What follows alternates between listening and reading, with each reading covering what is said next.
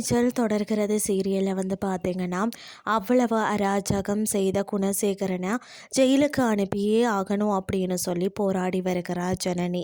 ஆனால் நான் என்ன தவறு செய்தாலும் தண்டனை அனுபவிக்க மாட்டேன், ஏதாவது கிரிமினல் வேலை செஞ்சாவது தப்பிப்பேன் என பல பிளான் போடுகிறார் குணசேகரன்.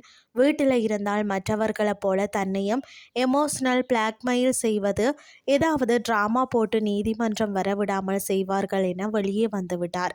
அவர்களுக்கு தெரியாத இடத்துல தான் ஜனனியும் தங்கியிருக்கிறார்.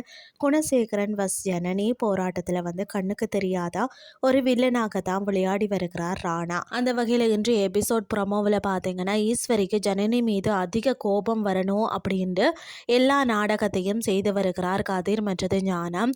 நமது எதிரியான சாருபாலாவுடன் இணைந்து ஜனனி சக்தி பேசக்கூடிய அந்த வீடியோவை காட்டுவதை அடியாட்களை வைத்து ஜனனி திட்டம் போடுகிறார் என என்னென்னவோலாம் சொல்கிறார். வழக்கில் என்ன ஆகும் என பரபரப்பாக கதை சொல்ல திருமண ஏற்பாடும் நடக்கிறது. விடுமுறை கேட்டு வீட்டில் இருந்த தர்சனுக்கு ஆஃபீஸில் அவசர வேலை என கூற அவர் கிளம்பி விடுவார் போல தெரிகிறது. இவரால் அடுத்த பிரச்சனை துவங்குமா, என்ன ஆக போறதுன்னு சொல்லி பொறுத்திருந்து பார்க்கலாம்.